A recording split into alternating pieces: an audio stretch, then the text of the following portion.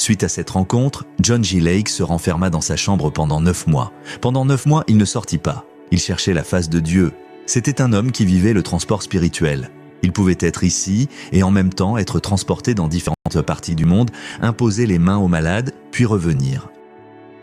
Histoire des hommes que Dieu a suscité autrefois, un homme comme John G. Lake. Il faisait partie des 9 hommes de la rue Azusa. Il était l'un d'eux. Il était avec F. Bosworth, William Seymour, M. Fox. Ces hommes-là ont prié jusqu'à faire descendre la gloire en ces jours-là. Et quand la gloire est partie après 7 ans, une nuit, John G. Lake était dans sa chambre. Il n'arrivait pas à dormir, alors il décida de sortir, marcher dans la nuit et de prier en marchant. Alors qu'il sortait de sa maison, il vit une lumière qui s'approchait.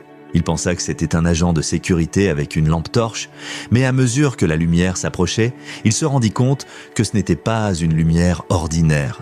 C'était trop lumineux. Il vit alors un ange de Dieu venir à lui, une Bible ouverte à la main. La Bible était ouverte à Actes des Apôtres, chapitres 1 et 2. L'ange lui dit « La gloire d'Azusa est partie. Mais si tu peux payer le prix qu'ils ont payé dans Actes 1 et 2, même si la gloire est partie, elle reviendra sur tout homme qui paie ce prix. » Et l'ange disparut. Suite à cette rencontre, John G. Lake se renferma dans sa chambre pendant 9 mois. Pendant 9 mois, il ne sortit pas. Il cherchait la face de Dieu. C'était un homme qui vivait le transport spirituel. Il pouvait être ici et en même temps être transporté dans différentes parties du monde, imposer les mains aux malades, puis revenir. C'est aussi cet homme dont on raconte qu'il mit le virus de la peste bubonique, semblable à Ebola, sous un microscope et celui-ci mourut immédiatement. C'est cet homme qui alla dans une colonie de lépreux, imposa les mains à tous les lépreux.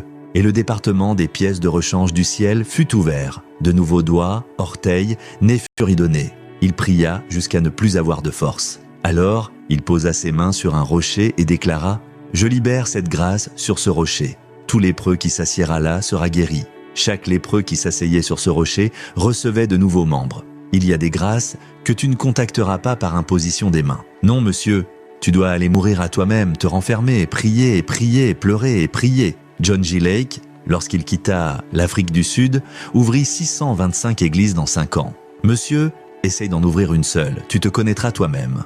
Ensuite, il se relocalisa à Spokane, Washington, aux États-Unis. En une seule année, 100 000 guérisons certifiées eurent lieu, à tel point que le président des États-Unis déclara la ville de Spokane comme la plus saine de toute l'Amérique, à cause d'un seul homme qui était sorti de la chambre secrète. 9 mois avec Dieu, et il devint porteur d'une grâce incroyable. Je termine avec Tommy Hicks. Tommy Hicks était présent à l'époque des Allen, Jack Coe, William Branham, Oral Roberts, Catherine Kuhlman, Amy Semple McPherson.